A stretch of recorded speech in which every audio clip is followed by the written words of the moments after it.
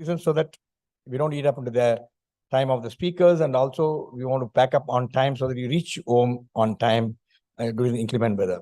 Let me quickly tell you, I'll take 1 or 2 minutes to tell you what's happening next few days. Then in the month of November and as well as December, 4-5 very good program. We don't want you to miss it. On 23rd of November, we have an event empowering women, breaking boundaries and embracing strength. I think women students should attend this, and we have got some outstanding speakers here: Pritika Chari, Charanya, and Ratan Vidya, and also Sweta. Then we also have 24th of November. We have event by jointly with Vicky Flow, where 3 outstanding women speakers. I think Archana Kalpati, you all know, AGS Cinema. They produce some lovely movies. Then Rogini Manian, again a global adjustment services, and Roshni Raju, founder of Med. They are the 3 speakers going to be talking to us. Then we have a seminar on defense tech. It's happening on 25th of November. Do come and you can meet some interesting people. On November 30th, we have a discussion on dance of disruption and creation. We've got again 2 outstanding speakers. Nandu Nandakishore is the author and the former CEO of Nestle, global Nestle, and also Neeraj Chandra, author and the former chief operating officer of Britannia. So we got 2 outstanding corporate leaders be talking to us. Then on the 4th of December, I suggest you not to miss this event, Demystifying AI, the premier for business success, the mandatory requirement of business success. Arun Sharaf is the founder, CEO of Extend AI. He's going to be, he's come all the way from USA, he's here.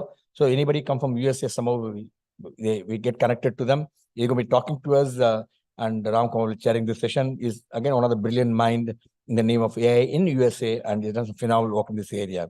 Then on 7th of December, we have again interesting event on a Leader Speak series, Reforming Democratic Progress, Challenges and Opportunities. Again, we have Professor Tirulochan Shastri. He is the former Dean of Indian Institute of Management, Bangalore. He is also Chairman of Association of Democratic Reforms. These are the subjects we bringing different flavor so that we should know today. So much election is coming and so much we talk about democratic. What are the democratic reforms? And I think I'll walk miles to listen to this gentleman. He's one of the finest speakers. Need to come, and Mridula Ramesh will be sharing this session. Then we're also having another interesting Sino-American summit happened recently where Joe Biden is going to be meeting with the premier of China. And how are they going to, they're connecting, how is it going to impact our geopolitical issues? We are doing on 8th of December, China, the emerging world order. So what's happening to China, if they're coming, is going to impact us, and how China and USA getting together, they're going to do something, whether they're doing it for the sake of doing. There's so many issues will be discussed, and we got some outstanding speakers again. You should come and listen to them. On 11th, we have R.K. Swamy Endowment Lecture. Again, a great speaker will be coming. On 13th, again, we have a speaker from USA, and Gopi Kalyal. He is a head of Google from USA. He is coming here to Chennai on a visit. He's the chief business strategist of AI in Google. He's going to be talking to us. So Gopi Kalyal is again an interesting event. Then we have Read and Grow, 14th of December, another topic, another book.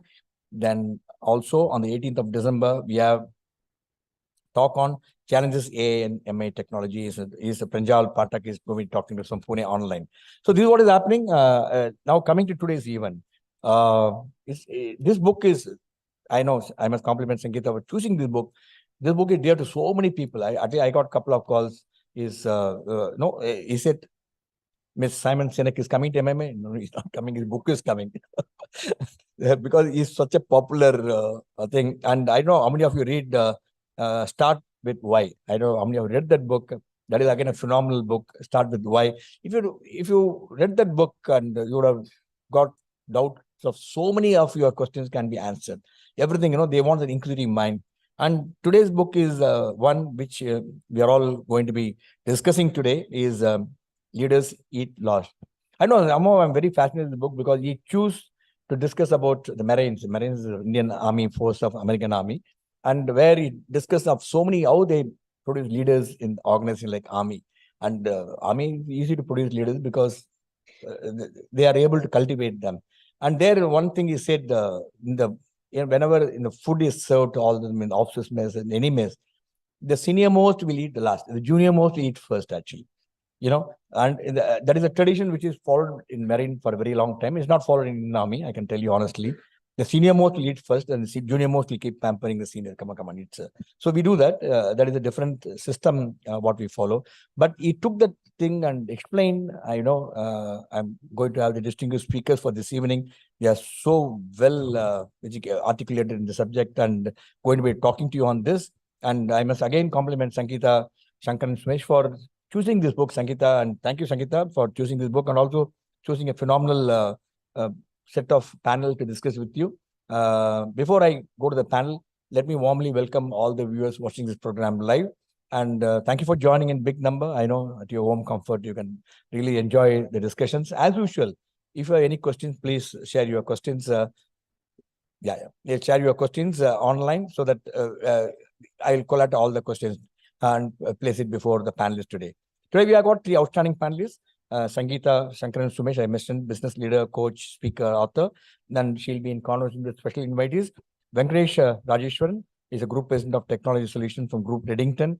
Rajesh joined us online. Thank you, Mr. Rajesh, for joining us online.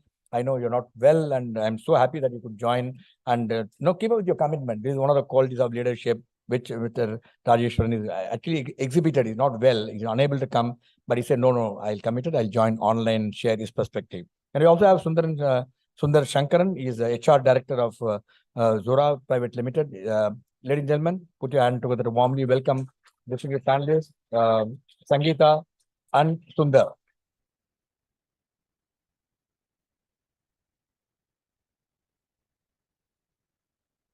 Before I request Sangeeta to take it forward, let me briefly introduce. Sangeeta doesn't need introduction. Most of you know her well. And a chief financial officer, she was a business leadership coach, contributed by maximizing the potential, performance, and profits.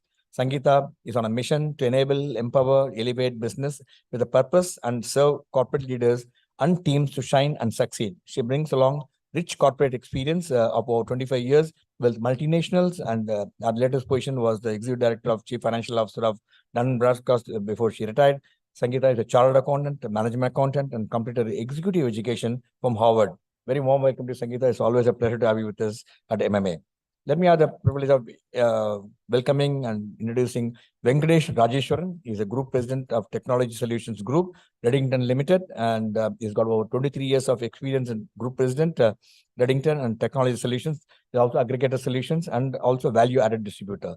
He has over 28 years of industry experience.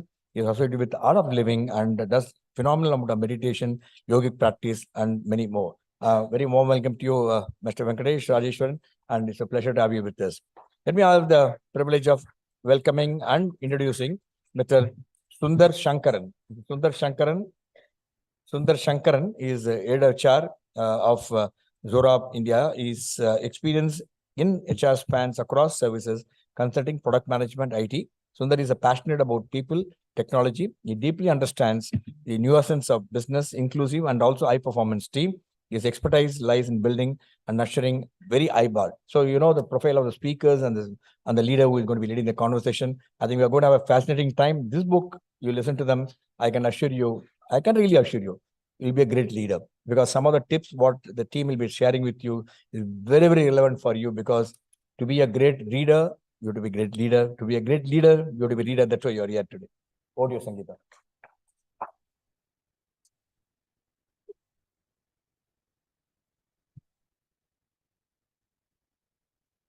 Good evening, everyone. So nice to see so many of you here despite the weather conditions. So I'm really, really touched and honored and privileged to have so many of you all here. Leaders eat last. Now, why did I choose this book? Simply because I'm a great fan of the author Simon Sinek. He is a brilliant author, excellent speaker. And me being a professional speaker and a CFO turned business and leadership coach, it was more out of selfish reasons. I said, I might probably get a lot of insights reading this book. And of course, I was just not at all disappointed reading this book. Now, if I were to tell you about this book, imagine a big, juicy orange in front of you. And, you're waiting to extract juice and drink it. That's how I felt when I looked at the book. As I started reading, and in fact, when I completed the book, I was expecting probably like a big jar of juice. The jar wasn't full. But the juice or the essence of the book that I got was phenomenal. You know, the taste of the juice, it's so yum. It was like that. That's the feeling I got once I read this book. And the author has excellently divided the book into 8 parts. And before that, in the blurb, he has defined a leader. Now, what is a leader, or rather, who is a leader according to him? He says, leader means they choose to go first into the danger. And leaders would sacrifice what is theirs to save what is ours, and it's not the other way around. So he says that's the definition of a leader. So in these 8 parts, I'll quickly take you all through certain parts that was like really stood out for me. So the first part is, he says, our need to feel safe. And in this section, he highlights the importance of having empathy, trust, and belongingness, which are very, very essential for excellent leadership qualities. So he starts off with the story of Johnny Bravo, who was a pilot, and he was a part of the mission that fought the Taliban in Afghanistan. So on a pitch dark night, this guy was in the flight, and he goes ahead and he saves 22 men. Pure leadership skill. And he says Johnny Bravo actually risked his life so that he could save the lives of the others. He did not get a bonus. He did not get a promotion, nor was he given an award, nor did he go to any offsite. No media attention either, but yet he went ahead and did this. Why? Because he says it was part of my job. He says that is what is so important. Therefore, he says, when empathy is injected, trust would be the new standard in any organization. He says, trust your employees. Trust them to take coffee breaks. Don't have a bell that rings, right? And then in a manufacturing company, when the spare parts were kept locked inside, the signal that you're giving the employees is like, hey, you know what? I don't trust you guys. And that's why I've kept it locked. So he says, you know, these sort of signaling is when people feel they're not trusted. And for a leader, trust, empathy, and belongingness becomes very important. He says if we sense any sort of danger, our defenses go up. And if we feel safe among our people, we are relaxed, we feel more open, we are open to trust and cooperation. He also says, sadly, it's common for leaders in companies to see people as the means to drive the numbers, the financial performance of the business. They just look at that and not the people aspect. So he says, offer trust, empathy, and very importantly, create the circle of safety. He says, without a circle of safety, people are forced to spend too much time and energy. They're protecting themselves from each other. And if there is a circle of safety, you feel the belongingness. The time we spend to getting to know people who are not part of what it takes, right? That's what helps us to form the trust. He says that's exactly the reason why it's important. You know, families, they say a family that eats together stays together. So he says that same concept is applicable in a organization as well. Get to know your colleagues even outside of work. He encourages that. And the best companies that make it through the hard times because people rally and they make sure they go and achieve what is required. So he says, build and maintain your circle of safety at work, and pointing fingers is not the solution. The second part is something very different. Nobody would have expected, but you may have heard him talk about this, the role of the hormones. He says these are the powerful forces. You know, we must be wondering, what does hormones have to do with leadership? So he talks about EDSO. E standing for endorphins, which is the purpose to mask physical pain. Like the runner's high, you know, when you complete a marathon, you feel yay on top of the world, right? That's the endorphin that does that. Then you have the dopamine, that's the D. It's the reason for good feeling. It gives a feeling of satisfaction, progress, and accomplishments. And he says a corporate's vision statement must be something we must be able to see in our mind's eye. Social media gives us the dopamine because, and that's why it's an addiction, but we don't realize it's an addiction. In contrast to the E and D are the S and O, which are the selfless chemicals that make us feel valued and gives us the feeling of trust and belongingness. And that is what creates the circle of safety. The S is your serotonin, which gives us the feeling of pride. It's a leadership chemical, actually, and it's a feeling that of being liked and respected. And it makes us feel strong and confident. And that's why you have awards and recognitions in corporates. Parents also feel proud about their children's accomplishments, and that's the serotonin high that they get. The other one, the O, is the oxytocin, which is the chemical love. Feeling of friendship, love, deep trust. And it's all vital for our survival instincts.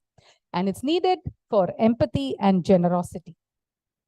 So the dopamine gives us the instant gratification, and oxytocin is long-lasting.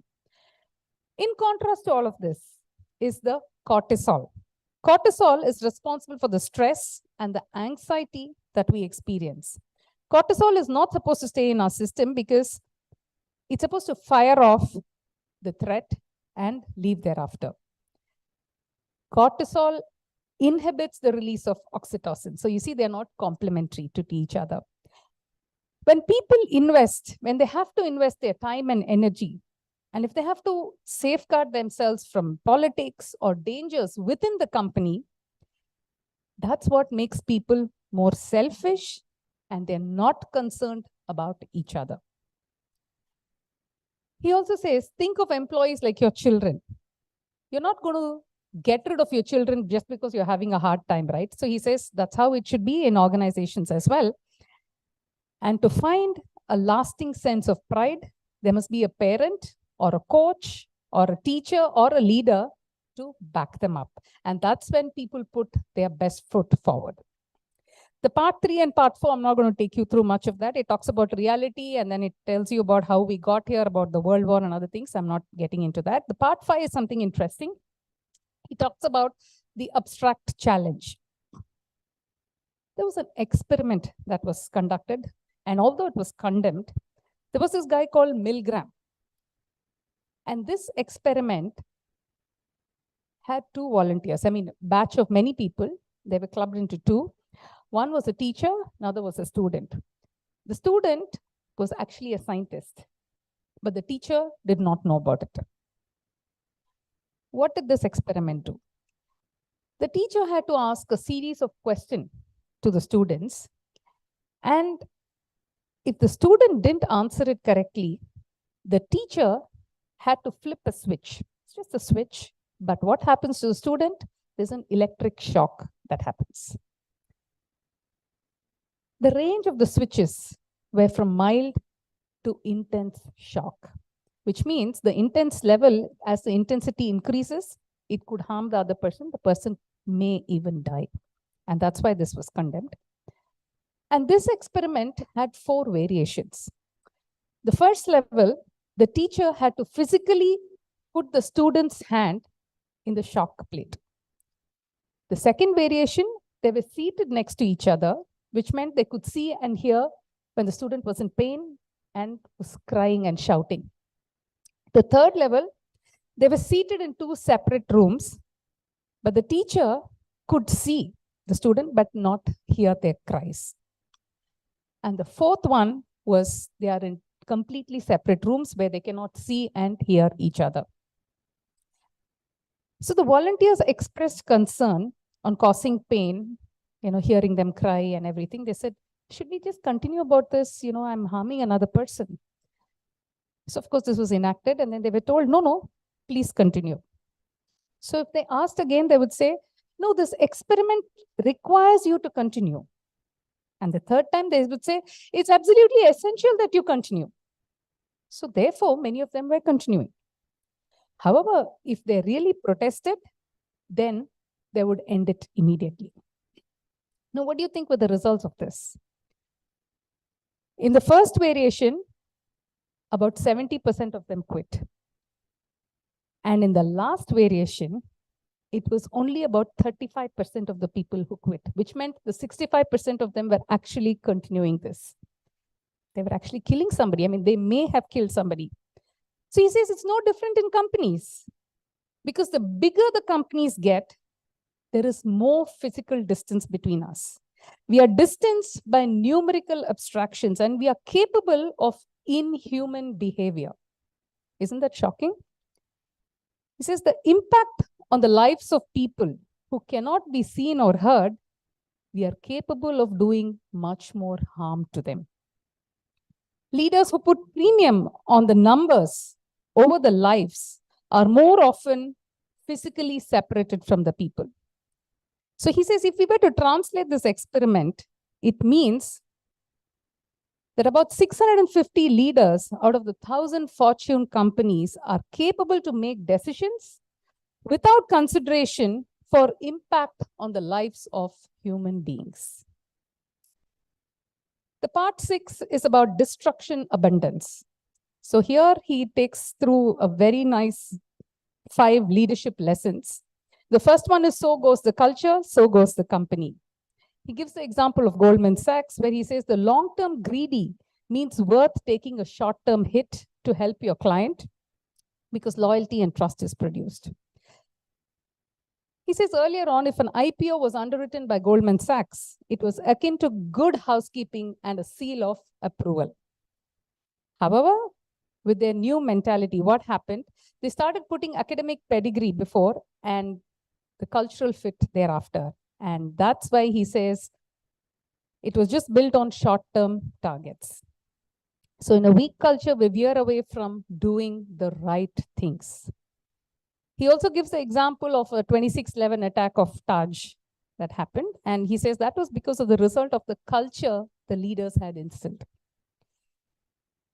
In contrast to Goldman Sachs, he gives a very nice example of 3M. You know, we all use Post-its, right? So the story of Post-its. So he says, the strong adhesive, there was a scientist in 3M who was trying to come up with a strong adhesive, but he wasn't successful. And he said, why should I just throw this? Let me keep it there. Probably somebody else from the organization may have a requirement at a later date. A few years later, another of 3M scientists, he was in the church and, he was trying to play his musical notes. The pages wasn't staying. And then he thought, it would be so nice if my bookmark didn't fall and, if it just stood right there. And that's what triggered the creation of Post-its. So he says 3M knows that people do their best work when they work together, when they are able to share ideas and comfortably borrow each other's work for their own projects. They believe in innovation from interaction. The second leadership lesson is, so goes the leader, so goes the culture. He talks about Saddam Hussein here and how it creates mistrust. In the corporate parlance, he gives the example of Merrill Lynch. And apparently their CFO, somebody by name O'Neill, had impressed his boss and he quickly rose to become the president. And how did he manage to impress the boss? By laying off people. And slowly the trust started to evaporate. And, we know what happened because he despised the employee-centric culture and he made it all about intense competition. Because a leader is the one who sets the tone in the organization. And he says that's why the culture of Merrill Lynch took a complete shift. The third leadership lesson is again interesting, something that we know, but he's highlighted it beautifully. Integrity matters. He gives an example of an officer candidate in the Marine Corps. He got sacked, for what? He was found sleeping. But that was not the actual reason why he got sacked. When he was caught sleeping, he said, no, I wasn't sleeping. And he finally admitted it when they gave him an irrefutable proof. So the thought behind this is your integrity. You were lying. And that's why he was sacked. Whereas another Marine who was just sleeping and who admitted to it, he was just punished. So he talks about the importance of integrity. He also gives a nice example of Ralph Lauren, where the company got to know that they had given bribes in Argentina just to evade taxes. They sounded the alarm and they themselves went and admitted and paid about $1.6 million just to save their reputation. So he says, building trust requires nothing more than just telling the truth. The fourth leadership lesson is about the friends. Friends matter. The fifth leadership lesson is lead the people, not the numbers. And he again talks about this very nice example of Jack Welch of GE. He says, yes, he was very remarkable, but he also says that GE's trajectory matched the trajectory of the market while Welch was in power. And his theory is a man brilliant at developing systems to maximize the short-term value, but great companies and great leaders are able to succeed beyond any one leader, and they're able to manage through the hard times, because that's what the leadership legacy is all about. And it needs to be strong leadership legacy that a great leader leaves behind. And he says GE was able to maximize the opportunity of the day when numbers mattered more than people. Numbers never saves anyone in the hard time. What saves is people. The founder of Costco, James Sinek, he knew that if the company treated their employees like family, the employees would reciprocate it with trust and loyalty. And Costco also knew that it's a lot more profitable in the long term if you minimize the employee turnover and maximize employee productivity, commitment, and loyalty. While companies like Costco use layoff as the last resort, he says companies like GE use it as a routine strategy. And that made me wonder how relevant it is in the current times, especially the post-pandemic.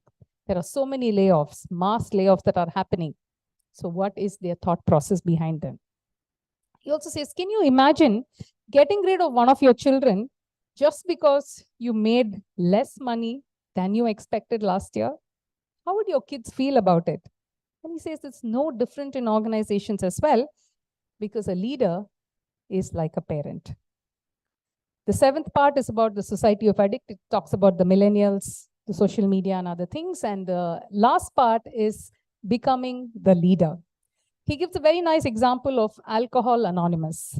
He says, unless they make it to the step 12, it's most likely they'll drink again. So what is the step 12? Step 12 is all about service.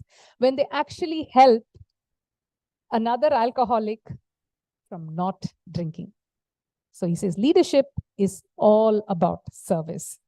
Profit is a mean to serve people who work. It is a fuel, not a destination. So he says serve the people and they will serve the customer.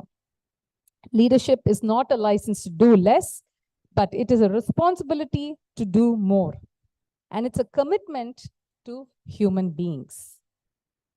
That is the essence of the book that I was telling you about. Could there have been something better in the book? This is my perspective. I thought, the essence of the book is so beautiful. He could have cut the flab probably. The flab, he's spoken a lot about millennials. Of course, it's beautiful. But to me, I wasn't able to fit it much into the leadership context. I was looking for more meat on leadership. He's talking about parenting, the millennials, the world war, and many other things, which I have omitted because I wanted just the essence of leadership. What was really good about the book, of course, the essence of leadership and the way he supplemented it with brilliant stories and case studies. Some of the case studies is what I shared with you. And to conclude, I would say that I must admit that he's a much better and a lot engaging speaker than an author. Even though I do like him and his books, I thought as an author, he's a lot more effective. So that is the gist from my lens. Now let's see what the panelists have to share with us.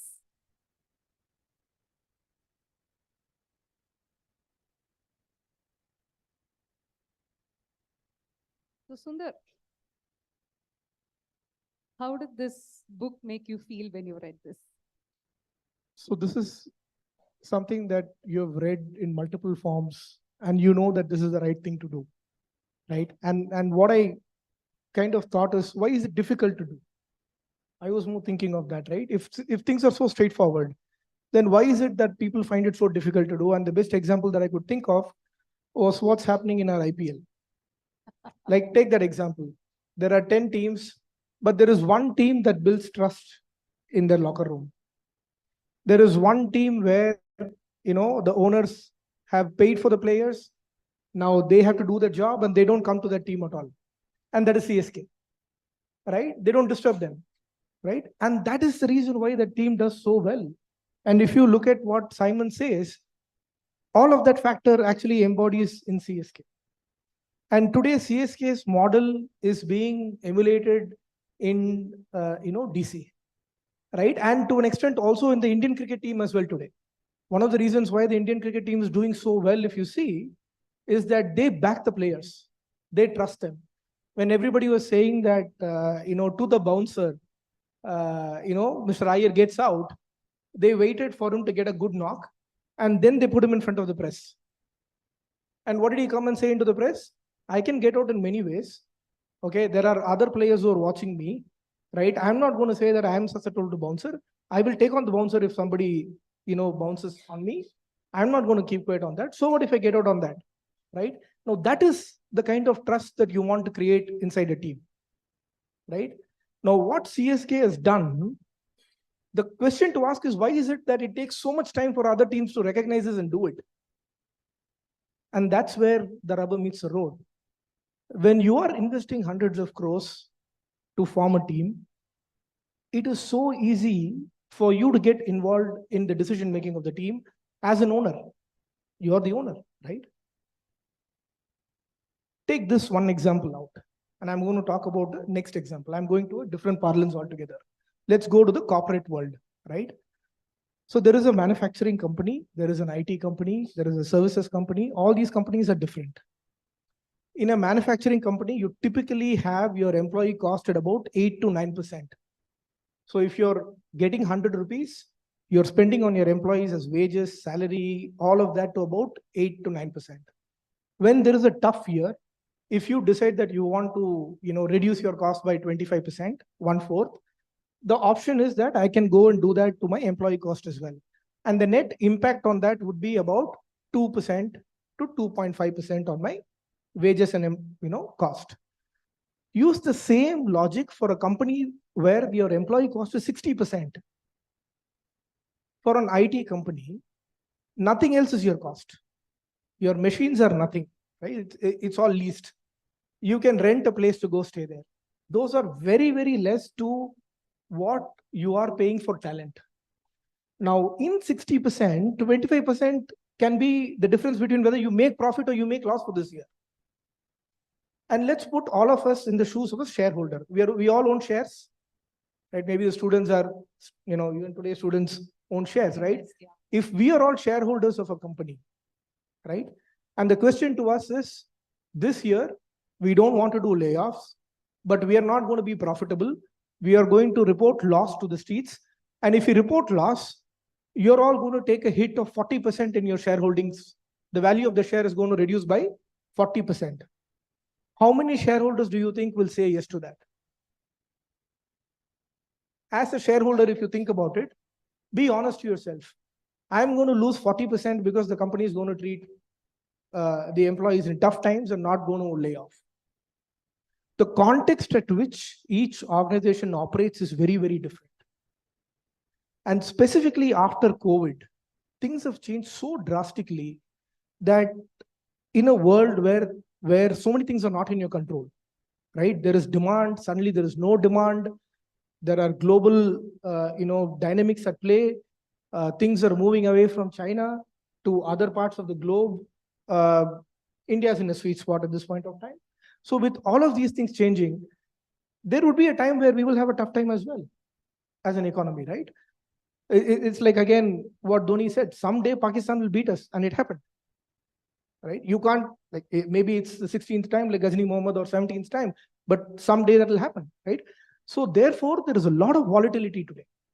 So in that volatility, it's very, very difficult for people and for leaders to not succumb to pressures that come from the market, that come from shareholders. Today, if as a shareholder, somebody tells me that take a 40% knock this year, next year we'll do good, my question will be, what do you know is going to change next year? For all you know, I'll sell the shares today and buy it next year, right? So therefore, it is very, very, very important for us to look at things from a capitalistic view. And I'll come to now merging these two examples, right, that I spoke about. All those players get paid differently, and we know all of that, right? They're all auctioned. Now there is an owner who's, getting them into the team. The moment they step into the field, or the moment they become part of the team, nobody even talks about any of that. Everybody is performing. And many times we have seen that sometimes the most high paid player is not even playing in the team, right? And sometimes somebody who's not so paid is just giving some amazing performance, right? But how many of us as employees, when we go join a company or working in a team, how many of us resist from asking the compensation from our peers? Now, this is a problem that we get all the time from managers, right? People are talking about their compensation, and then they're comparing each other. Well, what you need to compare is how well you're doing. What is the feedback that you're getting, right? In school and college, what we don't do, we unfortunately think we can do that in office setup. When I was studying, I never went and asked somebody that how did that person get 95? Why did I get 90? The question I would have asked is, hey, I got 90. How I could have got 95? I have read through my paper. I think you have probably dinked me more than you should. That's a valid question to ask. Because the amount of effort somebody put to study, the amount of hard work that they put, the way they wrote exam will be very different from others. But yet, when we get into an office space, it becomes so easy for us to do that, right? Comparison kills. Comparison kills. So culture is not, defined by any one person. It is what people do. It is how leaders lead them. There's no two ways about it. That is very, very important. But it's also equally important for each of us to understand that wherever we are, we have an opportunity to be a leader ourselves. In colleges, in schools, in workplace, we all can be leaders ourselves. There is nothing stopping us from being a leader. And that's what Simon also says in some of his. It's not the designation. Yeah. It's not the designation. It's not ranks. It's not anything, right? Each of us can be a leader. What we need to do for that is use the same thing that he says, right? Have a belonging. Wherever you are, whatever you are, for whatever short time you are. You could be working, you could be studying in a college for 2 years, 3 years. For that time, feel close to that college. Own the college. Wherever you are, have that ownership, have that belonging, right? Have empathy for others. For people who are studying, or people who are working with you, have empathy for them. Don't just be very selfish, right? Have empathy for them. And these are qualities, if each person exhibits, that is the best culture an organization can, bring out. Beautiful, beautiful. Very well said. In fact, I must acknowledge that, a HR professional speaking about the shareholders, I was very impressed with that. I must admit that. And also the question that you asked in the beginning, what the statement that you said, I was just thinking of on that. So you said, like, though these are things that are easy to follow, which is true. Like, so I was also thinking, we need to exercise a lot, sleep on time, eat healthy. We know all of that. Everybody knows that. But, do we really practice that? And I thought that is what the essence of the book also. He's told about nothing new. I mean, we all know, like trust, integrity, all these things are important. But the way he is told, it kind of ingrains better in ourselves. So that is the speciality of that. Over to you, Venkat. So what are your thoughts on the book? And thanks for joining us online. So do share your thoughts on the book. Yeah. Hi, good evening, everyone. First of all, let me thank MMA for inviting me for this event. Thank you, Sangeeta, for choosing to connect and then inviting me. My apologies for not being able to be in person. Still accommodating for me to be available online. Thank you so much. Really appreciate. Of course, this is a very interesting book. As my other panelist had talked about, I think he mentioned a lot of this. If I have to possibly summarize this book in one line, I may say that the buck stops at the leader's desk. Everything revolves around what a leader is ideating for the organization and its success. Of course, there are many ingredients to this. He has talked about the decisions one have to take as a leader, because he has narrated few stories, quickly, in spite of difficult terrain, the military path that Sangeeta articulated. So in spite of all the difficult situation, risking his own life, he took the decision to plunge and save others' lives, right? So these are there are many situations that pose in an organization. There are many uncertainties also. You're not every time you go through the path of known. We always talk about the known, and the known, unknown, and all that stuff, right? So many a times organizations go through the uncertainties and the difficult situations. So how does one plunge themselves into these difficult situations and then take those right decisions, and then possibly help rescue the organizations? As Sangeeta also narrated so beautifully, I must definitely acknowledge she is both a good author and a nice speaker. So though she had her own comments about Simon, so she had narrated the whole summary of this book so well. It talks about, many of these examples, how can one get completely dissuaded by becoming more numeric? While, of course, today, in today's world, organizations are thriving around machine learning, data analytics. What does the number reveal? Data-driven decision making. One should find a balance between, the path of not going into that inhuman behavior to what is required for the right set of business decisions to take, or take the organization forward. See, when we talk about, leaders eat last, the first thing that came to my mind is my own home, or many of our own homes. If I take my grandmother's example, right, she would possibly be one of the best leaders I have ever seen, or my own mother, or especially the women at home. They are multi-talented, multi-faceted personalities. They continue to do all of these responsibilities so well. Possibly my grandmom has not gone to school beyond a 3rd grade or 4th grade, but she used to manage finance so well, right? She used to manage so many kids, but she was the only person to eat last at home. This is what I have seen most of the time. And she will cook for all of us. She will take care of everything, whatever needs. If one falls sick, she will do everything for others. And she will be the, it is her requirements at the last.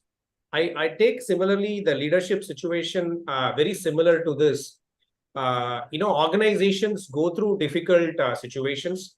Organizations have to accomplish many of these results. So the leader has to navigate these difficult situations and enable his or her team to accomplish results. And that is where the happy chemicals example that Simon talks about, the endorphins, serotonin, dopamine, oxytocin, and all of that.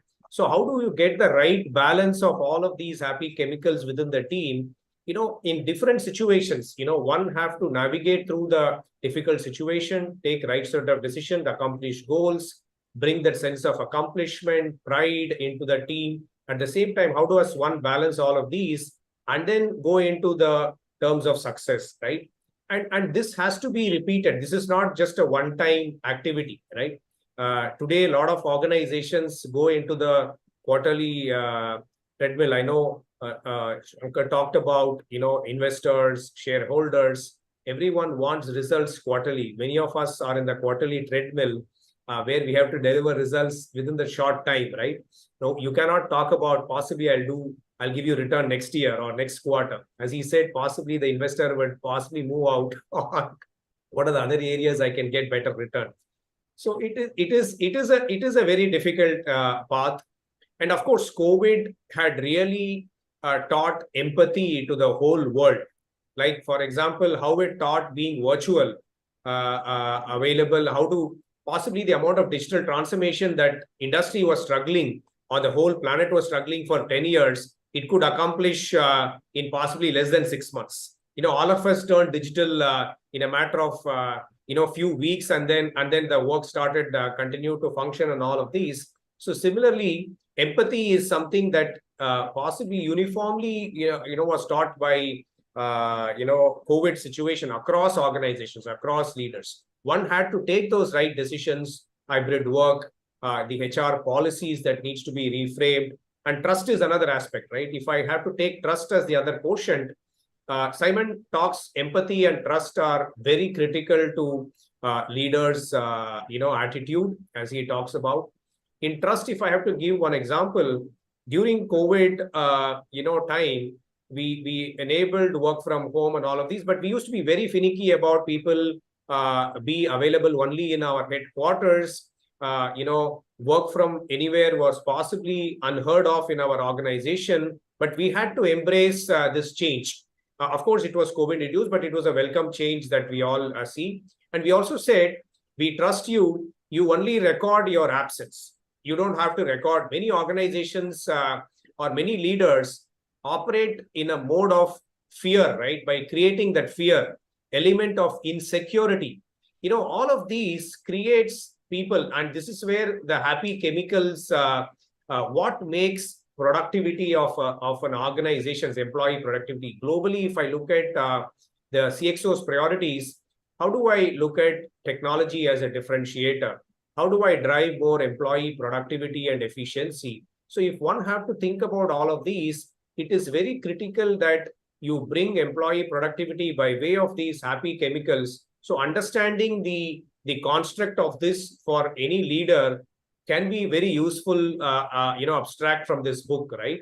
On how do I create that happy environment, that sense of accomplishment environment, and the ability of safety net as he talks about, right?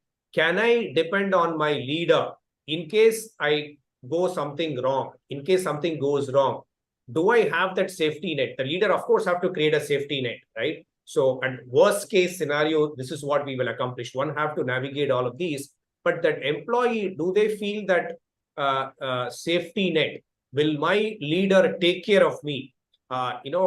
That makes them, go that extra mile to do that sense of accomplishment. I know if we have to talk about many of these things, many things we can keep moving forward.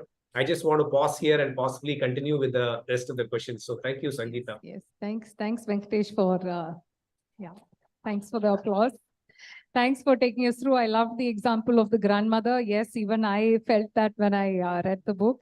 And also you mentioned about the trust. The examples that you gave were wonderful. I'm going to come back to you and ask you more about trust. But for now, let me go to Sundar and ask him, in the book, he says, always do the right thing. We all know that, and yet sometimes that doesn't happen. That's a different story. That's more at an individual level. But at an organization level, how can organizations arrive at doing the right thing? How should they be defining? What should be their thought process? What kind of policies should they have? Because sometimes organizations themselves do not follow. For example, evading the taxes from an organization perspective, right? So there could be things like that. But how do you say, that they need to do the right thing? So what are your thoughts on that? So doing the right thing is very contextual again. What is right by short term may not be what is right by long term. Absolutely, yeah. Right. That's the first definition that I would like to bring in. And most of the organizations are right by short term. The leaders are right by long term. What differentiates the leader in a pack is that they are thinking about it long term. But the herd will most likely go towards the short term. There is no two ways about it. And I'll take an example, right? Last December, most of the technology companies were, asking people to go. And this was hard truth. And a lot of companies were doing it because there was pressure for them to do it, right? Is it cost pressures? Some companies were doing it even when they were actually profitable, right? And there were some leaders who didn't do it, right? There's a differentiation. And some people had to do it because they had cost pressures. And even in that time, doing the right thing meant that how best can you treat people, right? So what could you do? You could give an ex gratia. You could give a severance. You could give a garden leave. You could give medical benefits in India, because if you don't have a company covered insurance, then it's very difficult to go to a government hospital and get treated because you've had a certain comfort level, right? Similarly, how could we extend that insurance? So doing the right thing is how you treat people, even if you have to make a hard decision. And I was personally, taken back by what was happening in the industry. I was, every time when you open LinkedIn newsfeed, you would just see people saying that there are hundreds of people who've been laid off, and this is impacting. And on the other side, I saw that some organizations were doing what best they could, and some organizations Were not, in their yeah. relatively context they did. I was asking myself the question, what can you do? To be very Nice. honest with you, it was like, hey, what can you do as an HR person? And when I thought about it, one of the pain points that I realized that people, when they lose a job and they get a severance, is that they have to pay tax on it, Yes. right? And this is not the case in rest of the globe. There are matured markets where if you give severance to an employee, you don't have to tax that because they're going through a hard time. It's probably one of the most difficult times somebody goes through. And at that time, taxing them is a bit inhumane and cruel, actually. So what I did was I actually put together a paper. I wrote a paper, and this was on 1st of May this year. I titled it as May Day on May Day. Wow. Okay. It's like calling for help, like employees are calling for help. And I put it out on social media, in LinkedIn, in Twitter, tagged the finance ministry, income tax officials. And I basically said them that, hey, today you have a law where once in a lifetime, if an employee wants to encash their leaves, they can do it up to the tune of 25 lakhs. They increased it from 3 lakhs to 25 lakhs Right. this time. I said, just do that for severance as well. Once in a lifetime. It doesn't Very have to be good, yeah. multiple times, right? Once in a lifetime, give the opportunity for people to not pay tax in the most difficult of times. And I have seen everybody come back on their feet. It's a matter of time. In that difficult time, when the company is paying severance, you want the time to get back on feet. It's to reskill yourself. It's to look at other things. It's to, the market is tough. Redefine yourself. To do all of that, you need time. And that is what an organization can do. But unfortunately, it didn't materialize. But you tried, that's what is more I important. tried, yes. right? So I think leadership can emerge within anybody. The effort that I put to write that paper for a few weeks, run it by few people, get their expert opinion, and then put it out, I felt gratified that what I did is what I could best do as an HR person.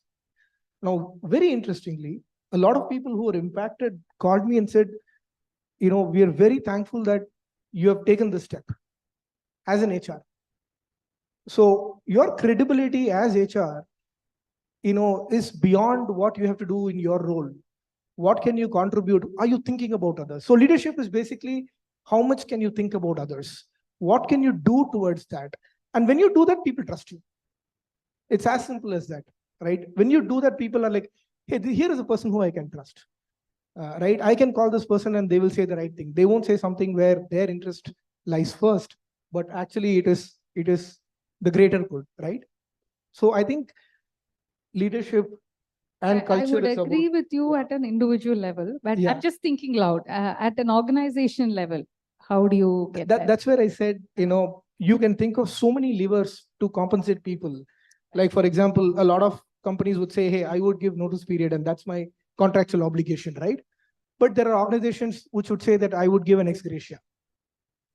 In I would fact, give yeah, a- to add on, there are some organizations in the case of layoffs, they enable you to work with a coach, get coached, and yeah, so that is also, Outplacement yes, services. absolutely. Yeah. Outplacement services, Yes. right? So ex gratia is different, and severance is different.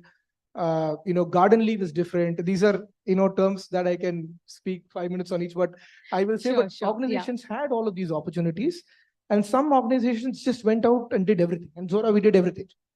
Lovely, We just lovely. did everything, and people really felt that in the tough times you still did what best you could. Right. And we Nice. didn't go by just legal, we didn't go by market. We said, hey, this is the best right thing to do, and we'll go ahead and do it. Very nice, very nice. Thank you. Thank you for sharing that. Venkat, over to you. So, we spoke so much about the circle of safety and the trust. So what Or rather, how should one develop it more, both as a leader and as an organization? How can this culture be imbibed into organizations? That's what I'd like to ask you. Any experience, please share. Yeah. Yeah, that's definitely a difficult task, Sangeeta. It's not easy. That's why very few leaders accomplish this. And in my view, this is an ongoing journey, right? And this is not something that I take a decision today and then from tomorrow, everyone will start looking at me as an empathetic and a trustworthy leader. No, that's not the way it works. Of course, people like Sundar, especially the HR team has really contributed significantly during the pandemic time in terms of framing, reframing many policies which are employee friendly, which brought out that empathy and concern to the employee benefit, right? Or employee safety, employee this thing. Many medical support, financial support, or people support that was required, moral support that here we are here to take care of you. A lot of these companies, especially I must thank the HR fraternity for really, this was one function which was really toiled during pandemic, right? The CXOs had, especially at the beginning of pandemic, in the first 1 year, the number of calls CXOs had with their global HR leaders and the country HR leaders was significantly the highest, I can tell you that, right? Because so many initiatives had to be taken to make sure hybrid work is functioning, business continuity is taken care, employee health and safety is prioritized, all of these. So those decisions and prioritization shows the amount of empathy that an organization, builds, which naturally starts to build that trust, right? See, as I quoted in my earlier point also, many a times leader in their own anxiety to succeed, we end up going through the wrong line. We create that element of fear and insecurity to accomplish. Maybe without knowing, maybe we are not even aware that we are creating that sense of fear and insecurity in the other person by way of we approaching in that method. So these are occasions where the books like Simon's book that you have chosen really brings in a perspective on how do I make use of. I'm sure each of the leaders are using some of these, but many a time what lacks is that awareness, right? See, whenever you read a book, you get that thought, this is something that I already do. This is something that I practice in my day-to-day. That's the intuitive leadership that one talks about, right? Many of the leaders today are very intuitive in nature. They are not really built only by reading books and stuff like that. So, of course, reading is very important. I'm not discouraging reading, but I'm saying many times one gets that feeling, right? So, from that perspective, yeah, trust. Many HR policies and framework as an organization that we did during pandemic. For example, as I talked about earlier, we said you just record your absence. You don't have to possibly look at creating your own thing. So these are some of the examples that definitely enables organization on a continuous basis. See, as a leader, one have to be both here and now, as well as from a site perspective, but from a vision perspective on what is there in the long term. So how do we do that right set of balancing? One have to execute well today, at the same time set the goal and vision for the long-term success of the organization. The balance is what is most appropriate, right? Many a times one can get, as Sundar talked about, one can get totally into short-term, leave our views on vision on what should we accomplish in the long term. So many of these, from a trust factor and empathy factor, also has a view on having some decisions on short term as well as taking a view on the long term, right? So like the many of the layoffs that keep happening today, we get to hear, possibly are also a reflection of possibly more excited decisions organizations have taken when the pandemic hit I had to beef up my investments, possibly, some certain wrong decisions that, impacted those recruitment. Today, in a difficult environment, not so friendly economic growth situations with so much of geopolitical issues, organization wants to be prudent in terms of cutting costs and stuff like that. Obviously, what gets removed is the so-called flap that possibly you have accumulated. Those are the ones get hit first, and this thing, right?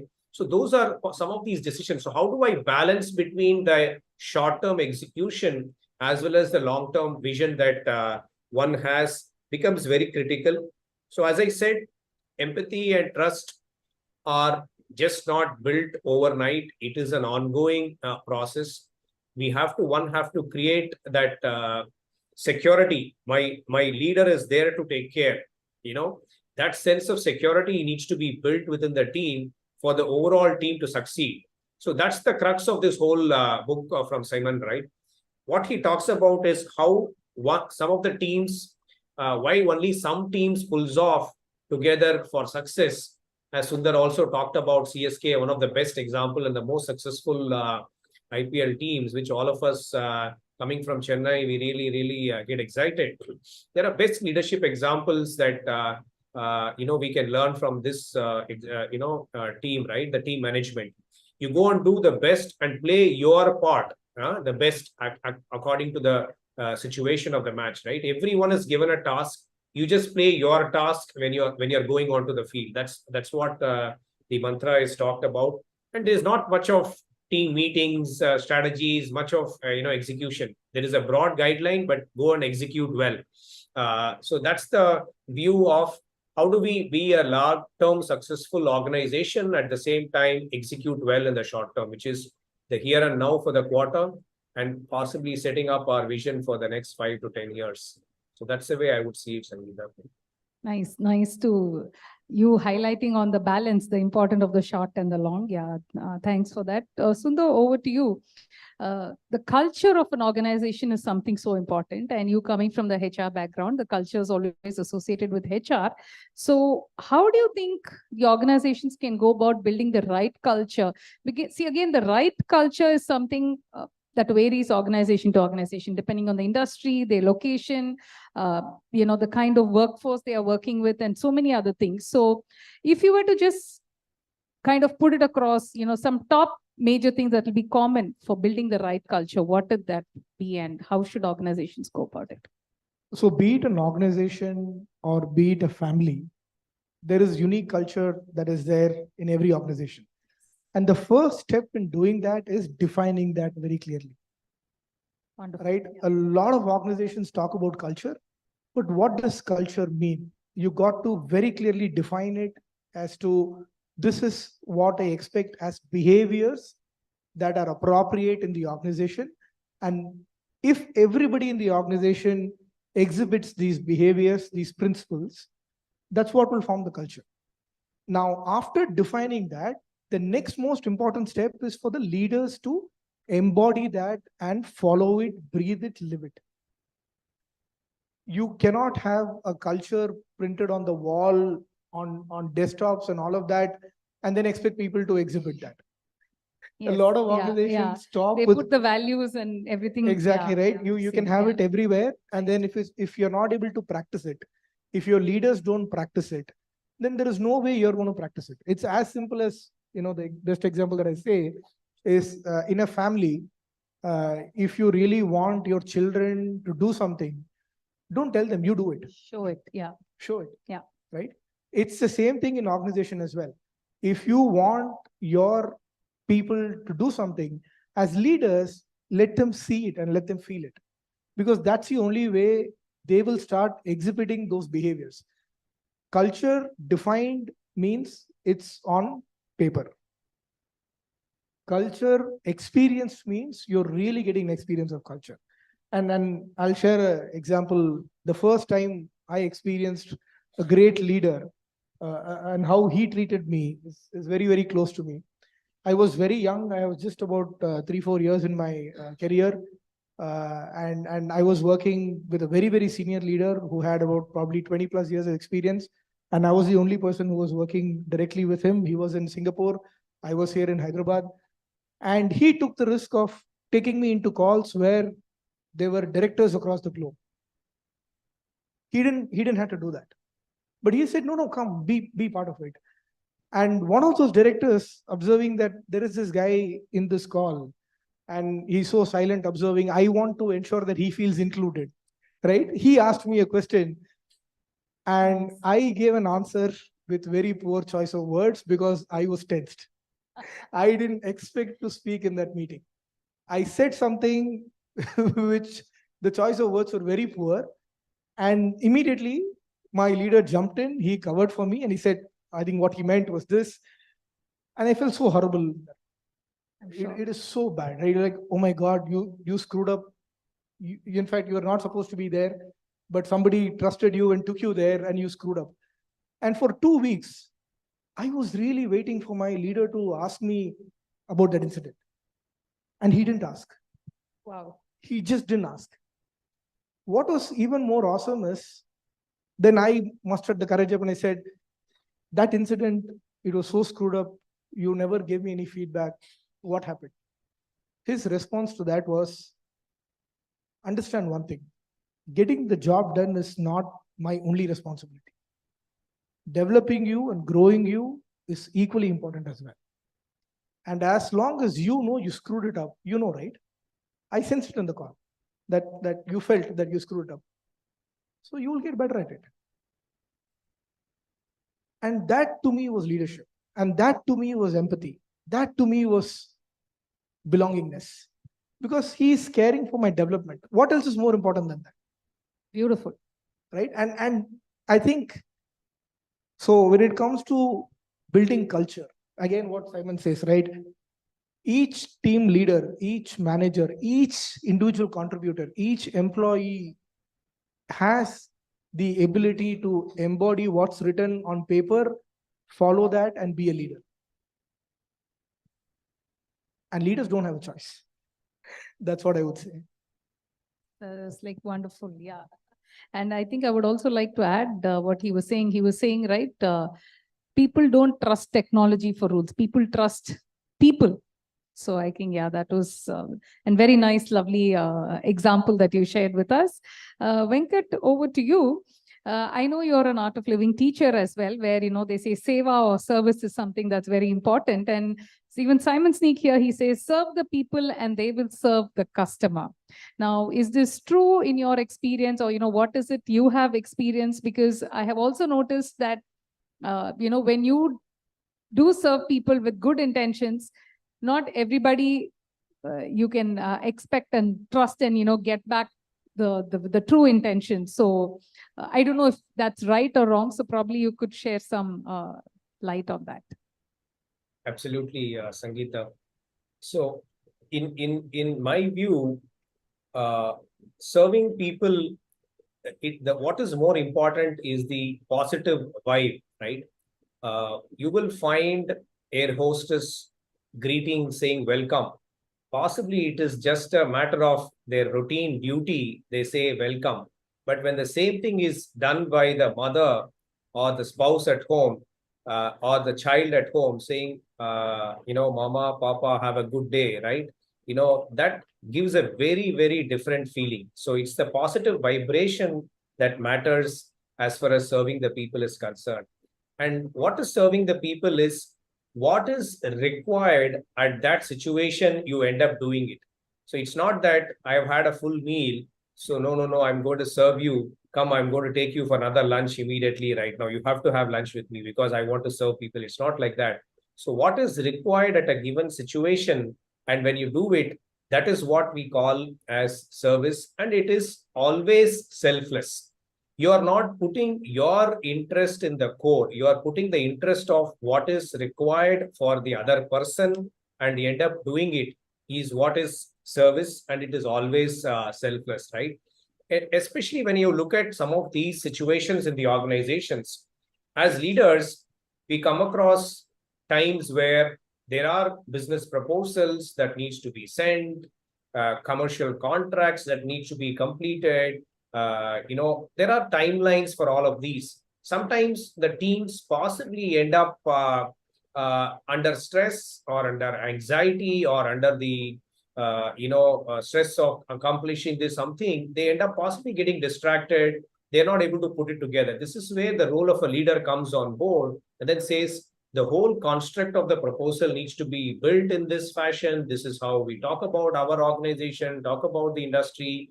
So as I keep saying, the element of business strategy has become very critical within the leader's role today.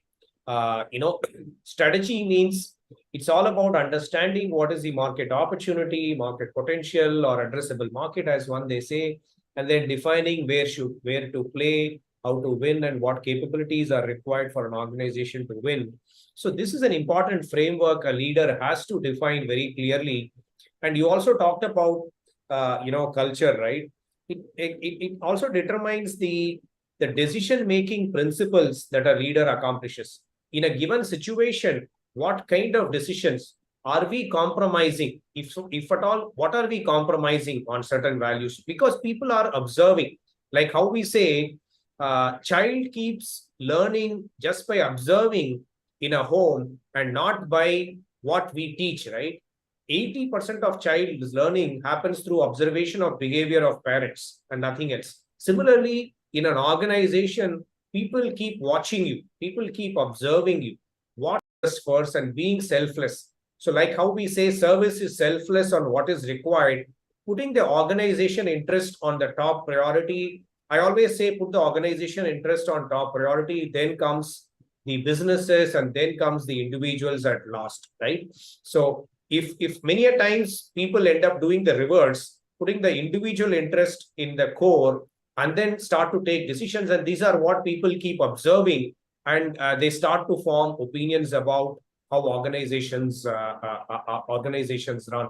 So these decision-making principles that a leader have to define, these are all not taught, right?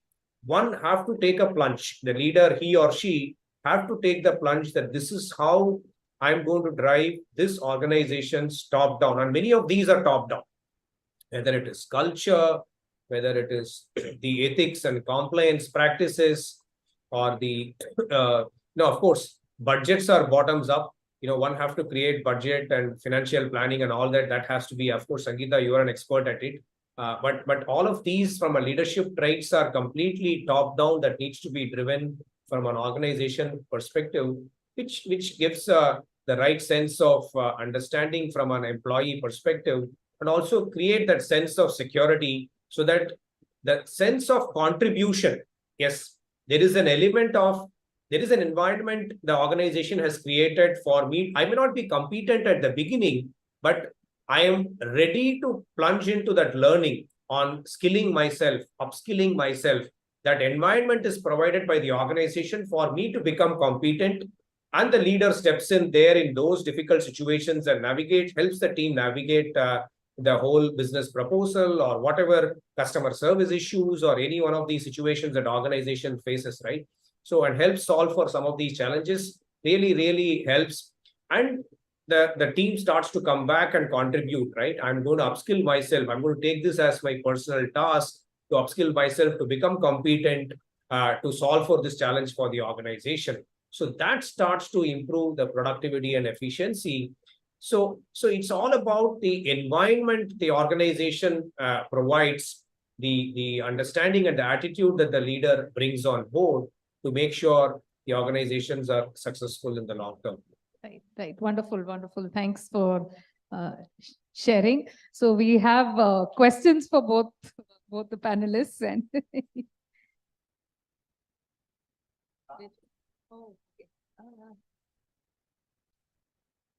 Okay, very quickly, Sundar, I would like to hear from you. Do you agree with the author's view on multitasking? Why or why not? So when I read about all of this, right, what Simon says about multitasking, in my opinion, multitasking means you're 2x productive. And a good example for that is if Lydian Nadaswaram is playing piano on one hand, he can play another song on another hand. That is truly multitasking. That comes by skill. What Simon says, I think that is monkey tasking. This is monkey behavior, and I think we all do that. I think it's good to accept that, right? Monkey behavior is very simple. It's very impulsive. It's very driven by the hormones inside. So I'm doing something, I can't resist myself from checking WhatsApp every 10 minutes, right? And then I call that multitasking. No, that's monkey tasking. And this comes from monkey behavior, right? You put few peanuts into a pot. The best way to catch a monkey is that the monkey will go catch hold of the peanut, and then it will not be able to take its hand out. It has to let go of the peanut for the hand to come out. Similarly, our behavior is very similarly, I mean, we have evolved from there. So there's nothing wrong by that, right? So our obsessive compulsion to constantly get distracted is very, very high. And if you are aware that whether we are truly multitasking or we are monkey tasking, I think that could do a world of good to us. Nice, nice, very nice. Thanks for sharing. We have a host of a lot of questions. So would you? No, okay, this is something here. Yeah, he's asked. This is for you, Sundar. So it says, what is the current mindset of leaders? Is it finite mindset or infinite mindset? What is good for the organization? I think Ram Prasad has asked this question. So what are your thoughts on that? Always, what is good for long-term, infinite mindset is what I would say. But each leader is also a human being. I think one of the things that we need to acknowledge that every leader is also a human being, and they have their circumstances, and they will also make mistakes, and they're only human. I hope that answers your question. Yeah. There are so many questions. There are so many questions. I went through them, and most of the things you addressed them actually, except one or two. Yeah. Maybe next time. Yeah, ladies and gentlemen, I think fascinating evening, and thanks to the panel for bringing out something very, very interesting. And thank you, Sangeeta, Venkatesh, and Sundar. So, Venkatesh, we are missing you here, so we got a digital memento for you. And can I have the digital memento? For others, may I take Ram Prasad, Raja to please come onto the stage to present a memento to the speakers. This is what the CSR initiative, what has been done by MMA. That's what we present as a memento. It's all made by children. Can I request Ram Prasad and Raja to step forward?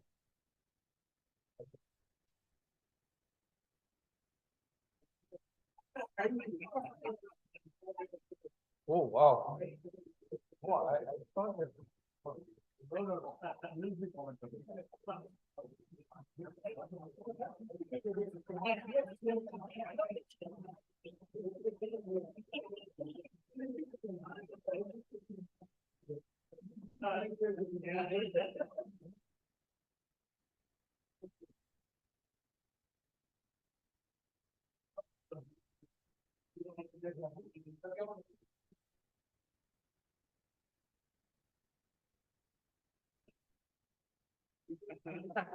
Thank you, ladies and gentlemen.